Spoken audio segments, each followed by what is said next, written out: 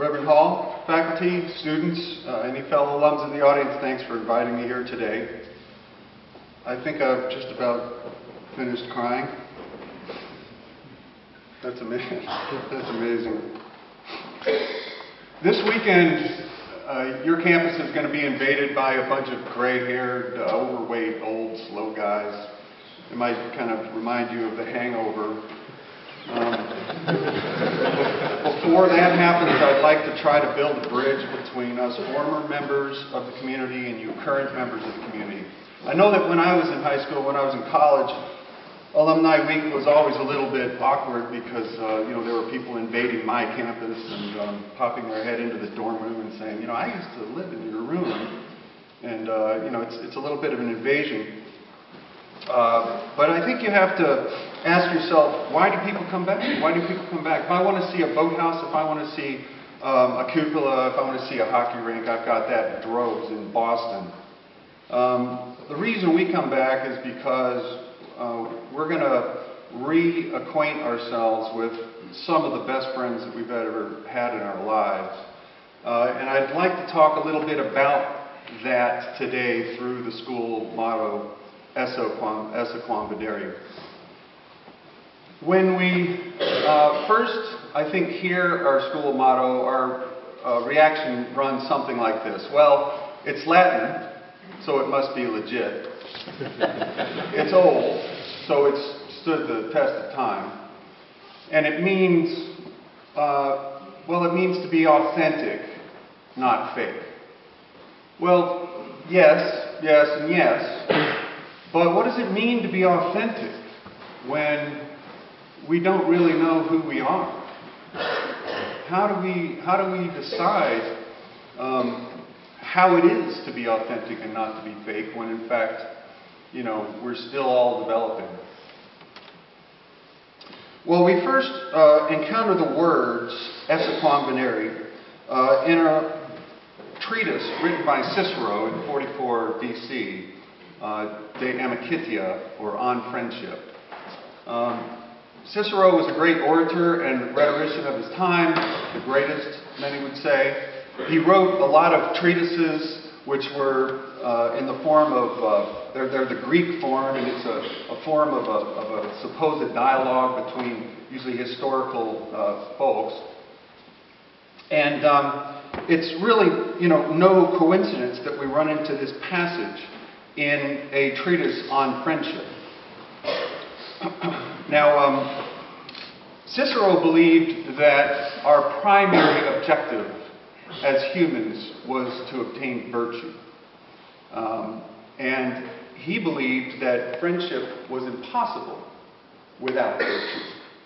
Now, the Roman concept of virtue is a very difficult one to explain today. It involved a great number of attributes, including dignity, discipline, humanity, perseverance, justice, industriousness, honor. It was big, and there was a concept of manliness in virtue, which I don't think would get by most HR departments in today's world, but we'll just sort of push that off to the side. And if you want to know more about virtue, there are courses in philosophy, and you can go on to college and study to your heart's content on what is justice. Believe me, it's an endless quest, but it's a very noble one. But in the section of this treatise, this is dealing very much with the issues related to dishonesty. And early on in this section, we hear from Cato, there are people who owe more to bitter enemies than to apparently pleasant friends. The former often speaks the truth, the latter never. And subsequent to that, we find, and it follows that the man to open his ears widest to flatterers is he who first flatters himself and is fondest of himself. So these two pieces together are really kind of a warning, if you will, about being open-minded to criticism, something that I've had a lot of trouble with over the years, and as well to talking about the dangers of being self-righteous. Then we have the famous phrase, virtute enim ipsa non tem multi prediti esse quam videri volunt. I'm sorry, Mr. Gottsagen. I tried. I'm like a walking billboard for Mr. Gottsagen. Don't be like this guy. Take Latin.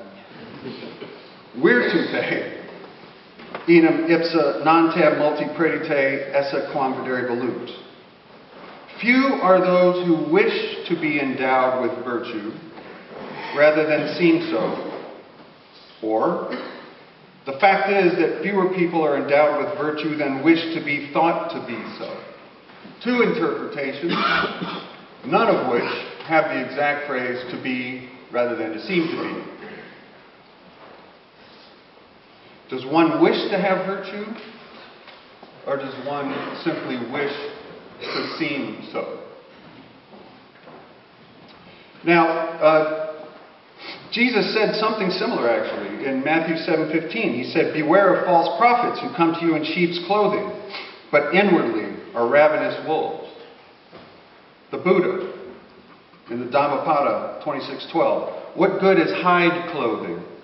While your inward state is a tangle, you polish your exterior. So there's a tendency upon hearing to be virtuous rather than to seem virtuous, to imagine that it's a binary state, to imagine that we have the perfection of virtue, or the seeming to have the perfection of virtue. When in fact, most of us live most of our lives somewhere in between. I'm not saying virtue is unobtainable. Believe it or not, I believe that every time you box out the other team's big guy so that your teammate can get a rebound, I think you've done something virtuous. I think every time you help someone study for a final, when they're struggling in that course, I think you've practiced virtue. But whether we actually live our lives in virtue is a very, very difficult thing to do. And remember that Cicero was writing in pagan times, and back then, we didn't have the Christian community and the Christian environment that we have today. And so virtue was considered somewhat to holiness. And so we could almost, in a Christian sense, say, to be holy rather than to seem to be holy. And you can get how difficult these objectives are. But I don't think that it matters so much from what Cicero is trying to say that we're either virtuous or seeming to be. What matters is, again, back to the word that shows up in the interpretation, the wish. The question is, which way do we wish to travel? Do we wish to travel towards virtue, or do we wish to only seem to have virtue? And even more to the point, what is our motivation every day to have the wish to travel to virtue? How do you find that motivation? And I think that's many times what Cicero is trying to say about obtaining virtue rather than seeming so is maybe more accessible when we simply say to ourselves, if I can't be virtuous for whatever reason, then at least let's not seem that we are. Let's not try to put on the air. I'm going to go off script 1 second, and I will say that Jared Diamond, who writes a lot of books about anthropology, has studied cultures all around the world, and he said that there's one anthropological, psychological trait that's common to every culture in the world. Love, marriage, raising children, those differ culture to culture, but there's one particular trait, and it's the find the cheat gene. We are hardwired to find the person that cheats. And it's a very interesting thing that trust, which is important to any community, is a very, very, very hard thing to earn, and it's a very, very, very easy thing to lose. So this act of seeming to be better or seeming to be virtuous, when in fact people can see through that, is usually a very difficult thing and will lead, I believe, to a loss of hard-earned trust.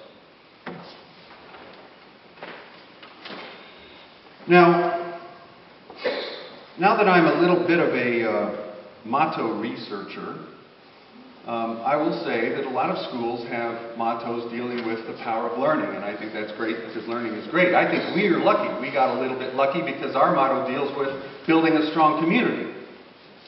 And I think that's maybe a little bit bigger than just the act of opening a book and reading. Actually, it deals with learning about a lot of other things. But students here at Salisbury have an ideal opportunity to learn what it is to have friendship through virtue. Why do I say that? Well, first of all, you're stuck here on this hill for long, long periods of time with each other. You're going through a lot of activities that involve team-oriented success or failure. You're living in dorms with each other, and you're really hanging out with each other so much that it's very difficult to actually put on airs. It's very difficult to paper over our weaknesses. It's very quick that we learn each other's weaknesses and strengths. And I think that once you learn about each other more, I think it's easier to begin to build friendship just simply because, you know, the act of being here together makes it so. But secondly, the size of the community is really an ideal environment, about 300 people. There are a wide variety of personality types. You're going to be introduced to every type of personality, but without it being overwhelmingly large. And you're going to learn how to become friends with people who have personalities very compatible to yours, and you're also going to have to learn to deal with people whose personalities are very different from yours, and that allows you to learn how to be much more diverse, how to be much more acceptable. But Cicero is also dealing with the other side of this. The one side is, how do we wish to practice virtue? The other side is, how do we accept another human being? How are we tolerant? Are we tolerant of different people's needs and wants? And I think that it's a two-way street. Cicero is saying if you want to build a friendship based on virtue, you have to accept people's weaknesses and foibles.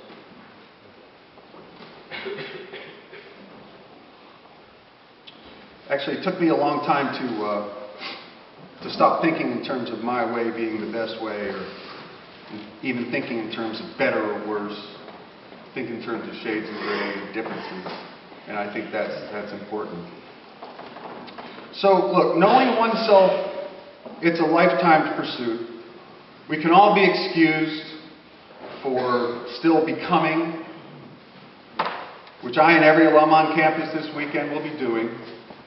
But use your time here on the Hill to learn more about how to be a good friend to a wide variety of people. And I'm sure that in 40 years' time, you'll be the one coming back to visit with some of the best friends that you've ever had. Thanks for having me.